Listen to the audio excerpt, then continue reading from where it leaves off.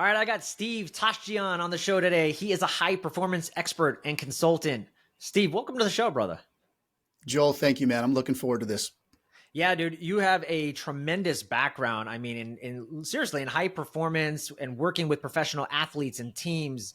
And you've taken a lot of that, and now you're still doing that, but you're also working from the leadership and the CEO and the executive standpoint. But I'm always curious before we get into these high performance metrics, because I've had a lot of amazing guests in the past. How did you get started in the world of sports? Because if anybody looks at your resume, it's pretty, you don't get there by accident. Let me just say that. So how did you get surrounded in that winner's circle and really carve out a niche and say, like, you are one of the best in the world? Well, I appreciate the kind words. Thank you, man.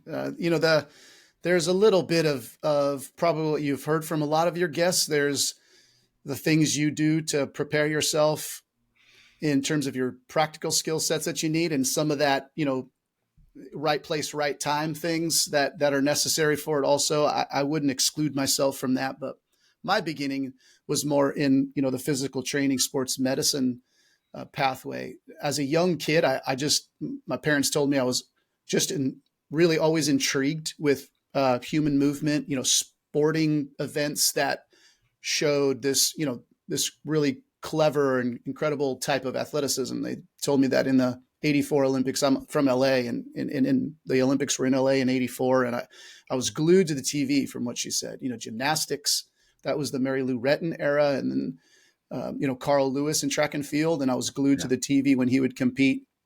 They said I watched the men's volleyball team like crazy, and that was the Karch Karai era.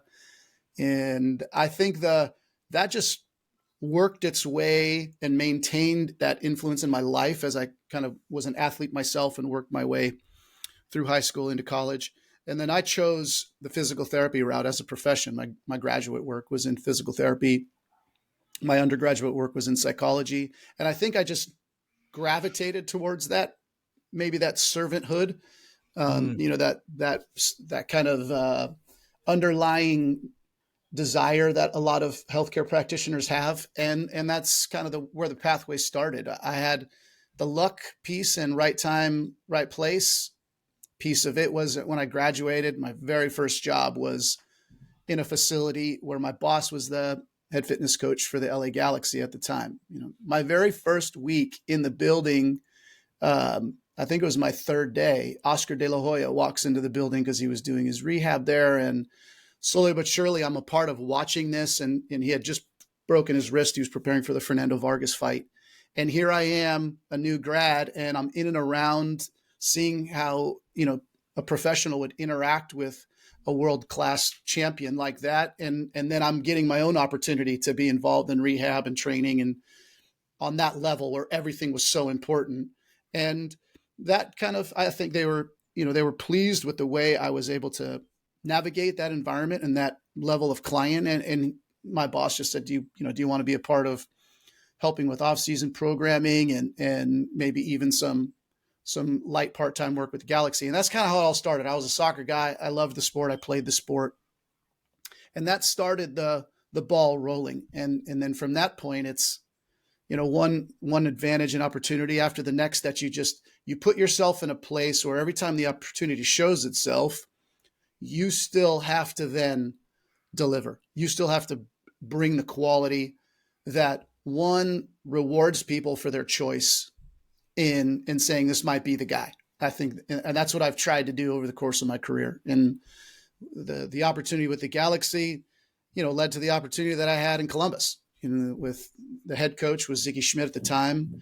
God rest him. He became the head coach in Columbus. My boss couldn't come to Columbus to do the head fitness role with him, so they suggested I do it, and that really started this pathway towards, what eventually was time in the Premier League at Everton, and then back to Columbus with Greg Berhalter, and then to the men's national team with Greg Berhalter. All of it kind of leads to moments where I was trusted, I was given an opportunity, but then I didn't take it for granted, and I tried to bring quality that rewarded people for trusting me.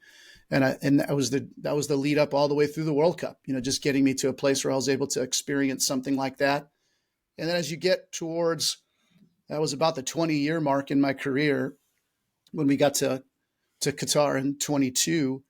And I was already starting to feel the weight of being in the pressure of professional sports for that long. And my family and I had, we had conversations that that should maybe be the bow tie, and maybe we try something different with my life, because I think the family needed it. I needed it for sure. I was running out of gas, and that's when we decided to look at, what is it that I've learned over the course of 20 years of being in brutally pressurized environments. I've seen where that pressure cracked organizations and individuals, and I've seen where there was practices in place that allowed individuals and organizations to excel in those circumstances.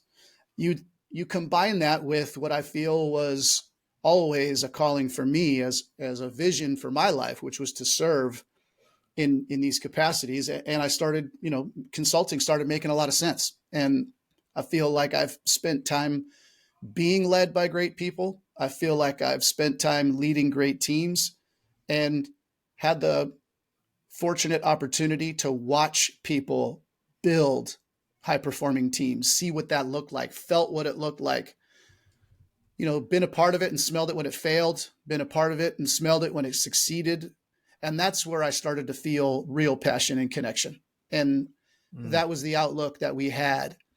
When I started the Elevation Project, it was in and around that. The vision was to serve those seeking high performance. That, as umbrella-like as that statement is, I couldn't possibly really describe or coalesce what I wanted to accomplish in that endeavor better than that one single sentence. And that's what that's what I tried to start in 2023, embark on that journey. And we just started gaining traction. I'm grateful for every opportunity that's come.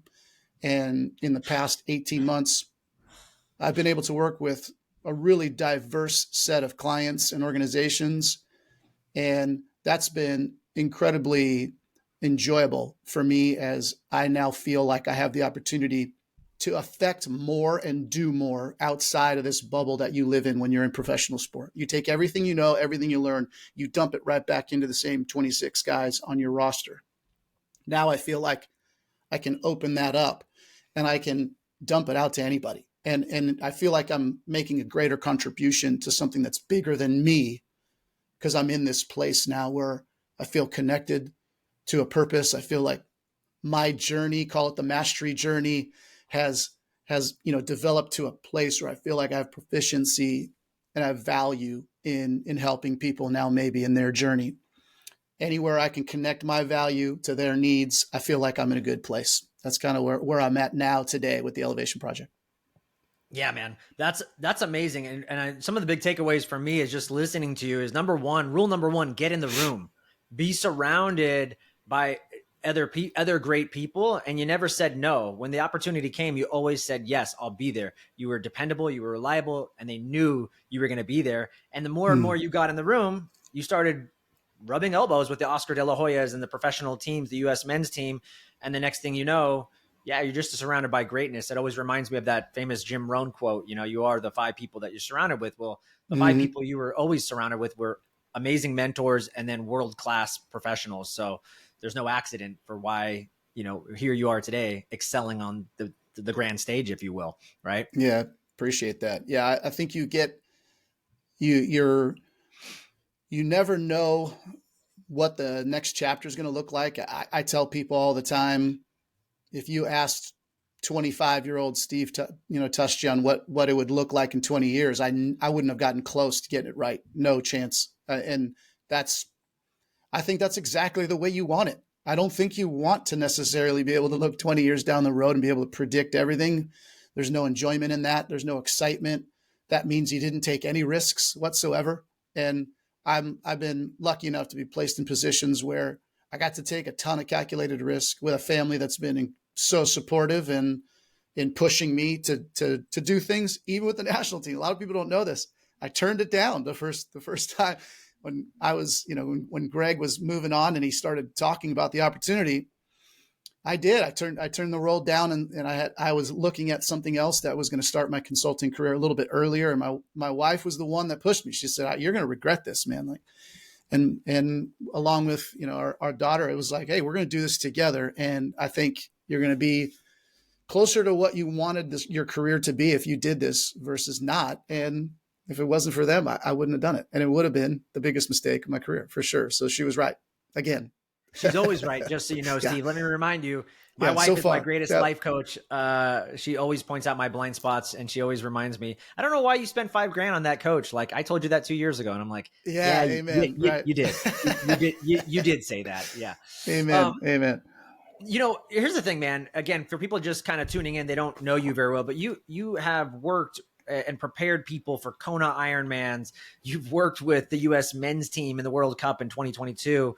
You've worked with some really amazing teams. You've helped build teams that actually excel under extreme pressure. Mm-hmm. And so I'm wondering, like, when you go into these organizations or you're working with individuals, is there a common theme or something that you see, like what's missing in these organizations that they don't have and they need you to fix? Is there like a go-to strategy that you utilize a lot for helping them maintain peak performance under these high stress environments? The only thing that's consistent from the start, Joel, is that my ears are wide open. None of them are the same. Not a single one has been similar. They're, I'm usually not being called because things are going well.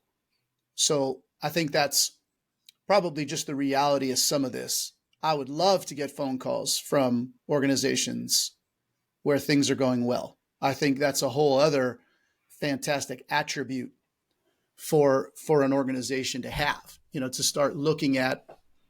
We are so curious and so non-biased and so absent of dissonance in our lives that we're always going to be in a position to be curious about what we could be doing better. But the reality is that's not the case. But when you enter into these situations, from the beginning, it's really about exceptional listening, really open, non-biased listening. And that's where the foundation starts. And that you can, from that, I've literally gravitated towards different approaches to solve the problems because many solutions exist in the world. I've been in a situation where the McChrystal group, a team of teams type of approach is going to be perfect to solve a significant constraint to this group excelling. Other times you just hear alarm bells that are around trust, belonging, the Daniel Coyle culture code type of circumstance, and then you're always like looking for the other things that maybe they missed. Great organizations are excellent learning organizations, and I didn't start really paying attention to a ton of that until I read The Fifth Discipline, and that's an important one for me. Do organizations exhibit those 5 key characteristics that you find in high level learning organizations? So it's rarely something where I go, man, I've seen this before. I'm just going to use that same approach I used with X, and I'm going to get the same outcome. I've been asked several times by potential, executive coaching clients, what's your curriculum? Can you take me through your curriculum? And I said, no, I can't. There is no, if I said there was a curriculum, then I'd be saying that you're exactly the same as everybody else. And that's the one truth that I know is no one's the same. Their issues aren't the same, and the solutions won't be the same. And that also goes for organizations. But coming out of sport, how it translates is a majority of the constraints we see when we're trying to excel. What I tend to see is there a vision in place that's guiding the behaviors of the organization, right? Do they show purpose that connects them to something that's bigger than themselves? Do they message that well? Does it resonate through the way in which departments make decisions on a day-to-day basis? That's a big one. that you, in general, that I gathered from great organizations I've been a part of from sport. Any high level, high performing team I've been a part of in sport had vision, had purpose. And that was evident for sure with the national team, for sure any team that I was a part of with Greg Berhalter. And then some of the other things you're looking for is like, do people trust each other in this building? And that's a significant one. Again, being in a team sport environment, I can't think of a team that did anything without high levels of trust. The players trusting in each other, the players trusting the coaches trusting each other, vice versa, trusting the players. And then trusting in the belief in and around the values that align us all to the common direction we're all trying to go in. Like that, I think, it speaks to that feeling that a lot of people get when you talk to somebody and they say, I walked into a building, I was just in this place and I got this feeling. It just felt amazing. There was something special about that group and I was just inspired with them. And if they can't necessarily put a word to it, I would venture to say it's because they felt a certain level of trust in the building. They felt people trusting each other. That tends to give you that feeling when you leave a room or leave a group of people. It makes you say, man, I just feel like I left and I'm inspired by what I saw, that level of it. And then pressurized environments, you don't succeed unless you see super high level collaboration, people willing to be innovative and take risk. And you don't see that in environments where people aren't somewhat mandated to collaborate through the values of the group, through the mission of the group. And those are the things that I'll tend to those are big umbrellas. Don't get me wrong. There's a lot of detail as you work your way down to finding solutions.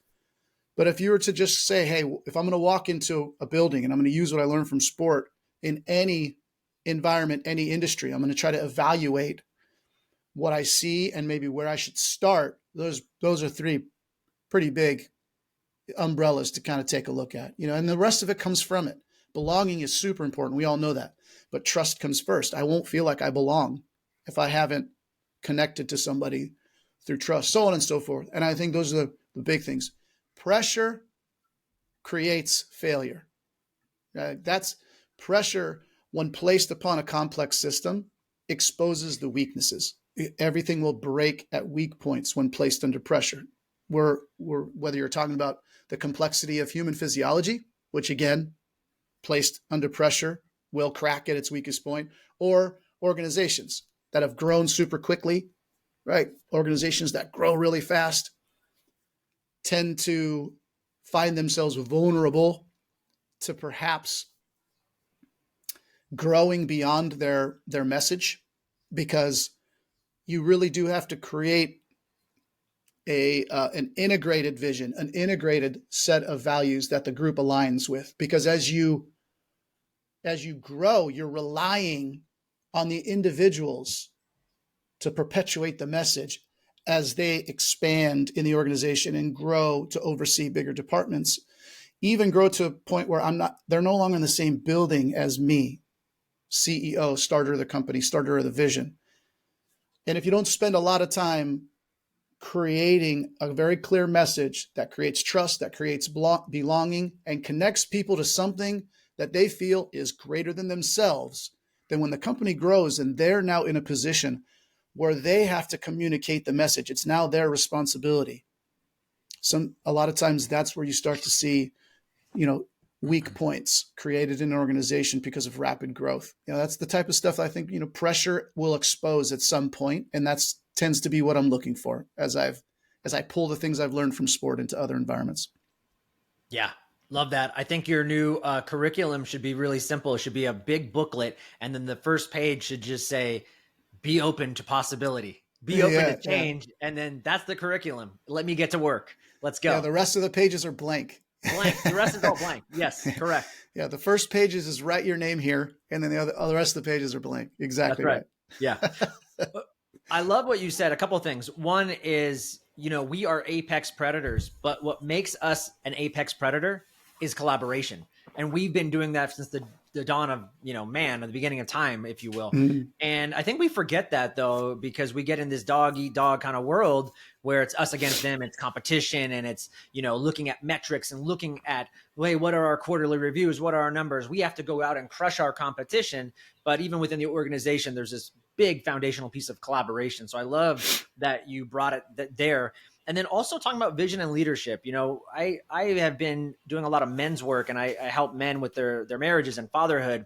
And it's funny because when I was unconscious as a husband, I had a vision for my career. I had a vision for my health, but I didn't have a vision for my marriage. And it's no wonder my marriage suffered for 10 years before I finally figured it out. And it was always a leadership problem, Steve. And guess what? Leadership builds trust. Trust builds connection, communication, all the other things you want. But to your point, without leadership, you have no trust. And if you don't have that, you're not going to be able to create that harmony in an organization, that foundational piece to get them to move anywhere else. So I love what you're doing. That's amazing. Yeah, and I think the something that stands out to me as it relates to the family unit as a team is there. If you wanted to categorize and talk about the most vulnerable circumstances to be in, I'd say the most vulnerable relationship that exists is the relationship between significant others. The when you're partnering in life, you better be comfortable with being vulnerable, for sure. And you also better be really good at honoring when your significant other is showing vulnerability. Those are the moments where you develop the most trust. If you want to connect to anyone in a significant way, honor their vulnerability in those moments. If they are testing you by being vulnerable, you better be aware of it and not screw that up. I think that's where I failed tremendously in those periods, like you said, where you're unconscious and the priorities of the family are selfishly stacked on our side, and we're not paying a lot of attention to the way we're dealing with the vulnerability of our significant others, our kids. And there's no handbook for that. I didn't learn it well. I didn't learn it young enough. And then I learned it as I applied it as a leader in business way earlier than I learned it in applying it as a husband or a dad. And that's the most significant thing you can do. Not only, I'll take it a step further, not only being excellent and aware of how we respond and deal with when our significant other is showing vulnerability, but showing the courage and bravery to be vulnerable first.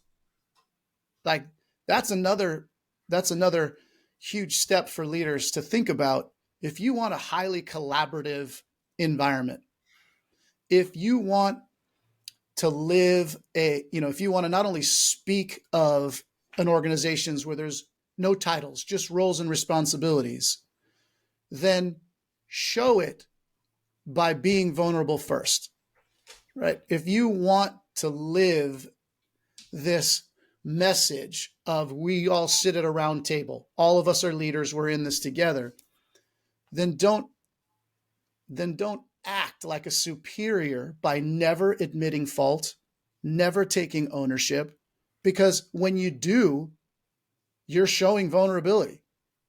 You want to be vulnerable? Admit you made a mistake, because you're now in a place where you've opened yourself up to everybody having the opportunity to criticize if they want to make a decision about who you are. That's the gruesome thing about social media.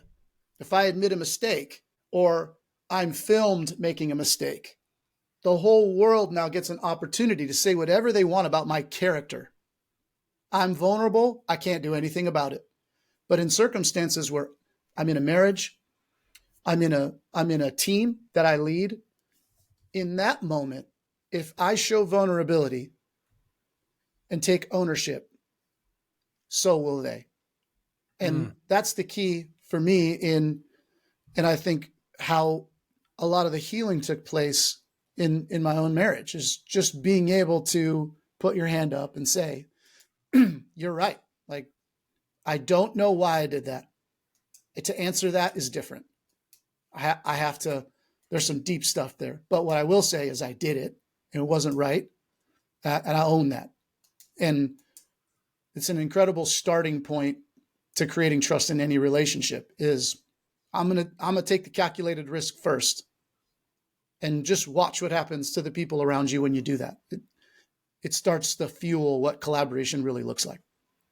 Wow. Yeah, you nailed it. And I couldn't agree more. Every time I've been quote unquote vulnerable, and I have to be careful with that word because it gets tossed around so much right now. Yeah. But seriously, when I have been more vulnerable or exposed myself to my errors, I've only grown more and more rich with my wife and more connection, more depth, more love for this person. And it's only worked in my benefit. So I couldn't concur more. On that note of vulnerability, since you brought it up, is that how can leaders then start to be more vulnerable? Is it just that admitting their mistakes, being more transparent? Like, is there anything that you like to have these people do or that you've seen work to create that trust through vulnerability? And maybe not in a way that we think of it like, oh, let me tell you my feelings. I don't think organizations are doing that. Leaders aren't stepping up and saying, hey, these are my feelings today, guys. But yeah, I mean, is there anything that you've seen help build that trust through quote unquote vulnerability? Yeah, I mean, when things are going well, nobody really cares, right? The circumstances are usually when we're not getting optimal results here. And it might be because you have to pull somebody into an office. Clearly, something's gone wrong. It could be one person or a team of people. And this is where I was really grateful for the things I learned from Jocko Willink and extreme ownership. Like this was a big moment because if I'm in any situation where a team I've led has made a mistake, a really great exercise in vulnerability for a leader is to first say, how did I contribute to this mistake? Even though it's probably pretty clear that the execution, let's say in a situation, was a team mistake. There was a mistake in team execution. I don't care how small your role was in it. If you don't take accountability and ownership for it, you will lose credibility with your team. They're not stupid people, right? They're constantly looking for leadership from us. So in any situation, when we get into a room now and they all have to explain to us what went wrong, they're waiting for us. They're waiting for us to say, I hear you. I appreciate you taking ownership. This is what I could have done better. And a step further that I tell people is open that meeting with what you could have done better. Don't wait. That's the be vulnerable first piece. Hey, listen, we all can agree this outcome was not what we wanted. Most people in the room will go, okay, yeah, we're all there. Listen, that's why we're in this room, right? And then the next thing out of your mouth is, listen, guys, this is what I could have done better. Like in the end, seeing this outcome and seeing these steps, this is the spot where I didn't provide the clarity you guys needed, right? Was this clear? Either because I need to restate our process, right? This is our process. Is that clear to everybody? Was that clear to everybody? Because they might say no. If they say, yeah, dude, that was clear. Listen, then you can still say, hey, listen, this is where I've spent time looking at this situation as a part of this round table, not up here looking down on the table, but as a part of this round table, and I can identify what I think I could have done better. The rest of that conversation that day is going to be super productive because you don't want it to be a defensive discussion. You don't want it to be this, I will admit up to here, but I'm afraid to admit to here because I don't know what's going to happen next. But you're sitting there and I just watched him admit fault in front of me. Like this is a this is a safe space. This is getting to look more and more like a safer and safer space. That's important for people because the last thing they want to do is have that type of meeting ever. But that's the reality of learning organizations. You're you're going to learn more from failures than you from successes, and then in the end, how you debrief a failure is going to be super important. And when you're in that position to lead that particular conversation, opening with your role and what you can own to is going to be super powerful in this process of using vulnerability to gain trust and gain strength as a leader and build that group up to a place where they feel like we are all in this together. That's the collaborative piece. I mean, if you think about collaboration at the root, it's directly related to the level of risk we're willing to take because we resign to the fact that we are not totally in control of the outcome. That's the whole point of a collaboration. The whole point of a collaboration is delineating responsibilities. Well, as soon as I give up responsibility for something, I am now accepting that I am no longer necessarily in control of that outcome. As soon as we accept that risk, and the level to which we accept that risk is going to determine the type of collaborative relationship we're in. So if I can see my leader being willing to accept mistakes, take ownership of them, and have that type of vulnerability, I'm more willing to take risk in this group, 100%. And the environment for collaboration starts to grow. I think that's the vulnerability piece. That's why I think it's so important. Yeah. Yeah. That's great stuff. I want to kind of go back a step just in kind of diving into your background in sports and working with elite athletes. And it translates to even currently right now, but just was there ever like a surprising lesson that you learned from working with elite athletes that can be applied now in everyday life or working with executives in leadership roles? 100%. Nobody is mandated to just do what you say. No one. Everybody is an individual that exists with free choice. And we come from an environment in American sports where it's like coach blows the whistle, you do what they say. That does not work in professional sports. I don't care where you are. That's a myth. That does not happen. These are individuals who are putting their lives on the line every day. I'm sorry, like you don't just blow a whistle, I just do whatever you say. I'm a human being. Why is really important to me. Trust is really important to me. And I come from environments dealing in sports medicine, sports science, strength and conditioning, where they need my trust maybe even more than one of their technical coaches, because many times their careers are in our hands when they're dealing with, possibly career-ending injuries, when they're dealing with the fact that I control the weekly volume that this player has to endure, that's beating their bodies up, that is crushing their knees, that is probably the catalyst for whatever surgeries they're going to need in retirement. They better trust me, and I better lean into the why all the time.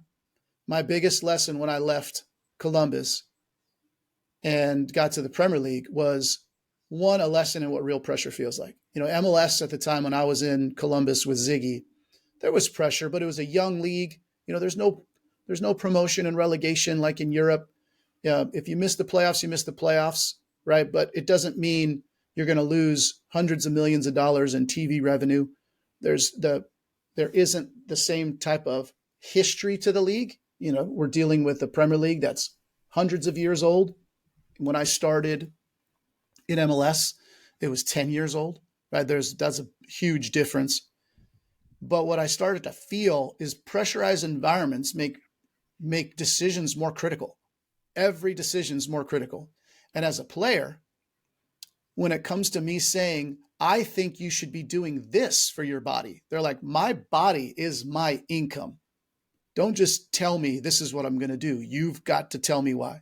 So the biggest learning lesson when you get to that level where careers are on the line, livelihood is on the line, you better have a really good understanding of the individual, show them that you're there to serve and that's it. And then be really proficient in demonstrating, communicating how you're going to make them better. Why your suggestion is going to create an environment for them to go to another level. That was the biggest thing I learned, because I was young when I got the opportunity to be in professional sports. And I was lucky that Ziggy was my first head coach, because, I was in my late 20s, and he was the right guy to have, protecting me from my mistakes as I entered into that realm. But I didn't have him when I went to the Premier League. And I learned some real lessons about slow down, get to 200,000 feet, and communicate with these people. They're human beings. Athletes deserve the same exact respect you want in return from your doctor, who says, I think we should cut you open. Whoa, whoa, whoa, whoa, whoa. What do you mean you should cut me open? So I should just do it because the doctor said it? No. This is the same exact thing. So that's what I learned, man. And it took me a while to really develop that soft skill to say, hey, this is where we're at. This is what we're thinking. Let me show you what I'm seeing. Do you agree that if we did this, it would, probably make you move better? And the next steps, doing that with 30 athletes is new for me, right? Let's create the buy-in and the visceral commitment. So I'm definitely engaging with a person that is totally no agendas, is about me first, and he's here to make me better. I needed that skill set. I didn't have that when I started interacting with high level professional athletes, where everything was about their careers.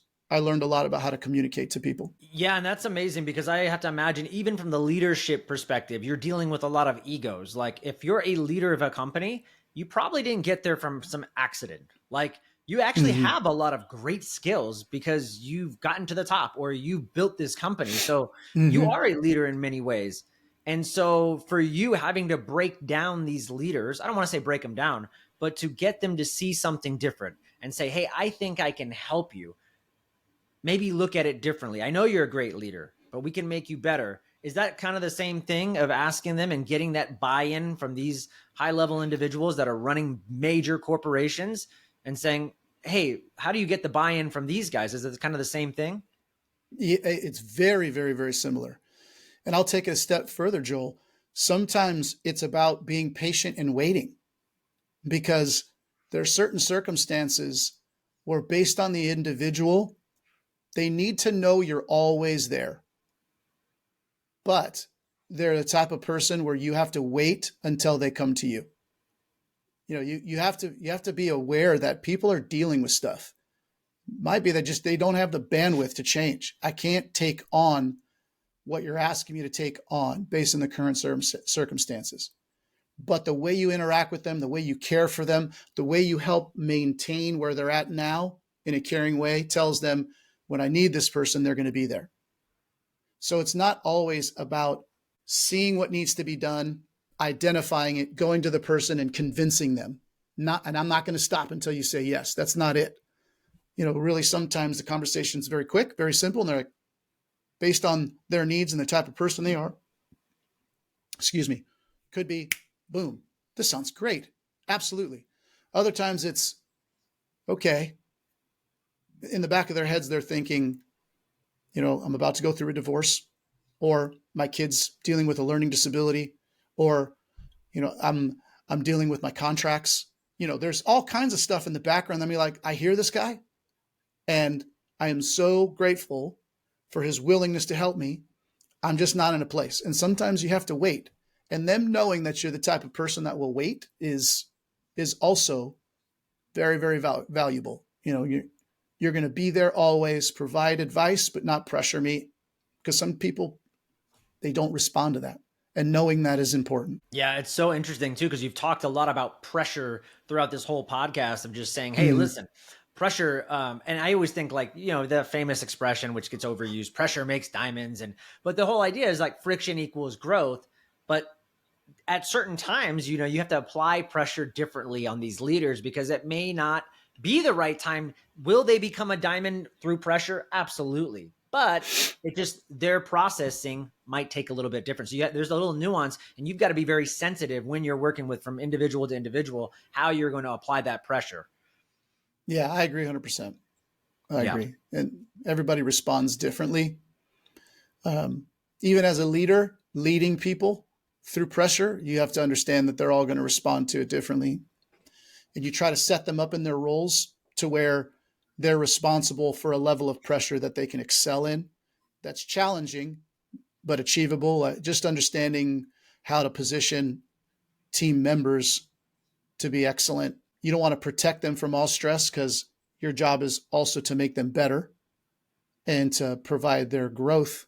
So you have to provide them with some friction so they can be challenged and adapt and rise up to challenges and improve as individuals through challenges. But the rest of it is about how well you know your group, how well you know your team, and how willing you are to be patient with how you bring them through those pressure and impacted times. Yeah. Just like when you were working with the U.S. men's team in the World Cup in 2022, Mm-hmm. you're working with a team for an extended amount of time. Yeah. You have to, and it's not just like one game. It's not two games. Like it's like an entire year. You have preseason, off season, then the actual winning, then the traveling, then actually performing in the World Cup. Right? There's this maintenance of those energy levels can't dip, because if they do, then you're no longer the winner. You're the loser.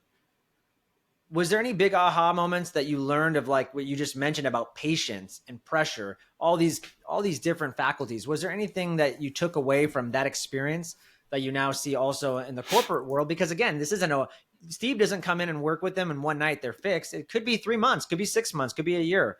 But how do you keep people in that winner's mindset they need to be in it for a long period of time, not just once. Mm-hmm. Otherwise you're not on the podium. Correct. And that, we were dealing with a 4-year cycle, and the team that we started with in 2019 looked totally different than the team that opened the group stages against Wales in 2022. So that we also have to be aware that the personnel is going to change. The patience of knowing the phase you're in, as well as keeping an eye on the phase you'll be going to next, is about patience for sure. Those are critical moments of saying, what is the thing we need to tackle in this period? Early on, it was about the vision of the team. What are we aligning around? What is it that we're going to create that's going to make this group feel like they're a part of something that's bigger than themselves? And it was important to establish that first. And then as it relates to the journey along the way and how that mimics what I see in other environments, the national team experience as a high performance director was completely different than working in a club setting. It was, club football is day to day, every day, training every day, preparing for games. The players are with you every day. You're in charge of their athletic development. You're in charge of their athletic maintenance. You're in charge of their sports medicine care. Everything that happens is happening on a day-to-day basis, and you're getting reps with the players every day. The national team is totally different. They're with their clubs every day, and there's these 6 windows every year where they leave their clubs, come to you. You have them for 2 to 5 weeks, depending on the window, and then they go back to their clubs. Well, you're in the dark a lot for months at a time. You're preparing for the next camp. Where are we going to be? Where are we going to train? What are the accommodations we need to put together so we create the same high-performing environment when the players arrive in this city that they had in this city 2 months ago in a completely different place in the world? Those challenges are vastly different. And what we knew was that the success of our process was going to depend on our collaborative relationships with their clubs.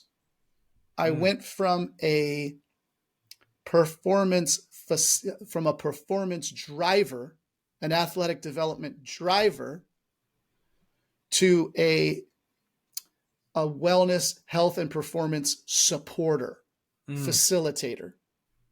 All I could do was be in a position where I could share information, make sure anything we had was available to the individuals that were in charge of their care when they weren't with us. Be a resource. hey, this person's dealing with this. What do you think we should do? So the first 2 years was about developing trust with clubs, reestablishing high levels of trust with clubs. And that came from us being vulnerable first, Joel. Like there's so much of this stuff is relevant. We created a platform with the national team where we shared everything. No secrets, totally transparent. We would create these predictive models of what we were going to do in camp, and we sent it to the clubs before their player even stepped foot in camp with us. They knew everything. And then we had a platform online, day to day. We uploaded everything. They saw exactly what their players did every single day while they were in camp with us, which unprecedented. No, when I was on the club side for 15 years before I joined the national team, I had never had that level of transparency with any national team when I was on the club side. But what it meant was there's nowhere to hide. Any mistake we made was there for everybody to see, including the club. But that was the level of transparency and collaboration we wanted from them. So if we wanted it from them, we better show we're willing to give it. That's what I was talking about. In the end, fast forward 4 years, we leveraged that trust when we needed it. The amount of support that we got from clubs when it was now our moment to be the driver. It was clear to all the clubs, this is the World Cup. This is not necessarily going to be the same collaborative support of Steve you've seen over the past 3 years and 10 months. This is going to be driver Steve. So now it's your turn to support me. But they all knew it. They all knew it. I'm getting text messages after games when I know that in their time zone, it's 4 or 5 in the morning. People in England, people in France, the United States, South America, Central America, watching U.S. games at the World Cup, vested in a U.S. game at 4 o'clock in the morning. Our goal was to make our club partners, for them to be as excited about us winning as we were. And we feel like we accomplished that through the way in which we were patient, phase by phase, the way we're collaborative in knowing that when a player comes to us into camp, their club probably knows more about the state they're in than we do. So we're going to listen, including times when clubs are saying, listen, I don't think you should play this guy. I don't think you should start him the first game. Or if you do, you should only play him 45 minutes. And for a club to say that and a national team to listen is highly unprecedented. But we were willing to do that. Our goal is the World Cup. Our goal is first to qualify. During qualifying, it was that give and take still. Them knowing, hey, this is the way to win. I know Steve needs to win. He needs to qualify, right? And we would work while the player was still at the club saying, hey, this is kind of the stuff we're seeing that they're going to need to be able to do when they come into camp with us. Is there a way we can start preparing them now without interrupting your ability to get them to win club games? There was always a compromise found. And then we got to a point where it was like, we know Steve needs this now. And we've periodically, phase by phase, been able to interact, share information, and alternate the role of driver and facilitator supporter until we got to a point where now it was our moment and we could benefit from the trust, from this collaborative vulnerability that everybody was willing to take on, so that when the moment came, we could drive and win. And that you can take that into any organization and you can help them be successful. Teach them how to be present in the phase you're in. Be patient in the phase you're in. Execute your process in the phase you're in, knowing what the priorities are in this phase. Call it a quarter if you want to, if we're in corporate terms. Knowing what we might want to start thinking about for the next quarter. And then just being patient, quarter by quarter, phase by phase. And those things are difficult for organizations that are dealing with pressure, and that's the tough piece is under pressure. Can you stay present? Can you focus on the job at hand? Can you stay within your process and trust your process under pressure? You can apply that anywhere. Yeah. So good, man. I love that. I know we got to wrap things up in a little bit. Talk to me about some exciting projects that you're working on. I know the Elevation project is a big one for you, but yeah, talk to us about that and everything else that you got new and good that's coming up. That's the big one. I feel like we're, coming into the halfway point of year two, and we've definitely seen a super diverse, um, you know, client spectrum in terms of how we've been able to serve. We have we've been in the corporate space, both companies that are smaller and wouldn't be relevant to your audience to companies that are big that they'll know about, which has been great. And from a sporting perspective, uh, I've we've just started this year working with clients in Europe, which was great. It was very MLS based in the beginnings, but now the work we're doing to really look at how player care and health and performance is delivered, and how you can create high performing teams within this area of the club is getting recognized. And we started working with bigger clubs, and one massive iconic club now that I can't speak to a whole lot, but the way that's moved has been amazing. From a from an individual athlete level, just I last year I was able to continue to maintain just this passion for physical therapy and performance, just working with individual athletes. And I can state this one: I was able to work with Matt Fitzpatrick last year from the PGA Tour, which was super diverse to be outside of soccer and be in this space. I wasn't able to do that since my practitioner days, back in the day when I was running my own clinic and being a physical therapist within a clinic. I hadn't been able to do that in such a long time. And he's such an amazing athlete and great person. That was a tremendous experience. But moving into this year, it's, I want to tap in more and more into my passion into the performing arts. I think it's a very, very underappreciated environment where pressure is significant. Um, I'm I'm blown away when I am in a position to watch people perform in the arts. Being a drummer, musician myself, I've experienced what it's like to have to entertain, to be in a position to be vulnerable and exposing your art. Right? I create something, I'm going to share it with people. They can choose to shoot it down, they can choose to love it, or they can choose to hate it. That's a very vulnerable position to be in. Um, I did a podcast called um, the Cello Sherpa podcast. Great podcast. I loved it. Just interacting with an individual who's really in charge of looking at the individual exceptional quality of musicians within the symphonic orchestra environment, talking about what does it feel like to audition for a symphonic orchestra in any position, the pressure of that 15 minutes. How do you Mm. excel in those circumstances? Musicians, artists are dealing with pressure all the time. Looking at how to use the skills that I've learned over time within professional sport and applying into those environments with creatives who are such a unique category of individual. I put myself in that category as a creative. I know we're misunderstood a lot. We're constantly misunderstood for moments where it looks like we're in a selfish space, for moments where we look like it's ego and it's not. Just understanding what it is really takes individuals that understand creatives. I would love for at some point, as the rest of this year, if I could say at the end of the second year that I was able to serve in that industry, I would be thrilled. As it relates to the performing arts. And I think that's the general goal of the organization in and of itself.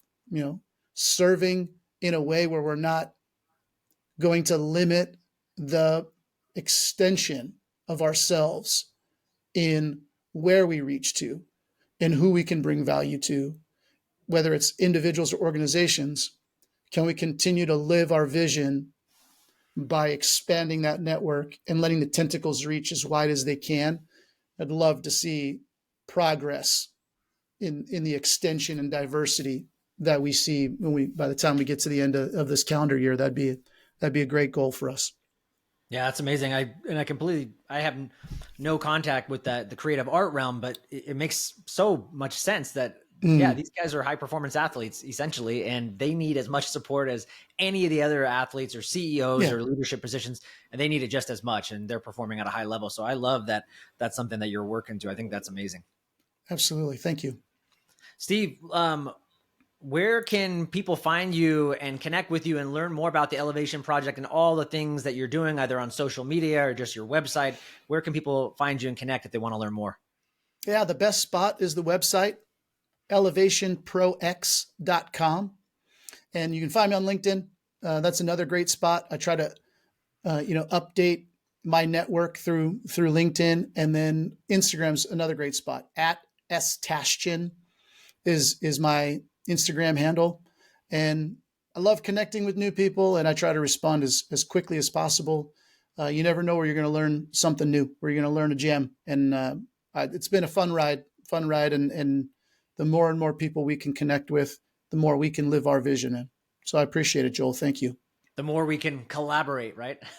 Yeah, exactly right. Yeah. Nailed it. Nailed it. Steve, Yeah. amazing, brother. Thanks for being on the show. I appreciate you so much. We'll have you back for a round two. Likewise, I'd love it, Joel. I'll interview you next time. Let's We'll go. reverse it. There you go. Let's go. All right, man. Thank you.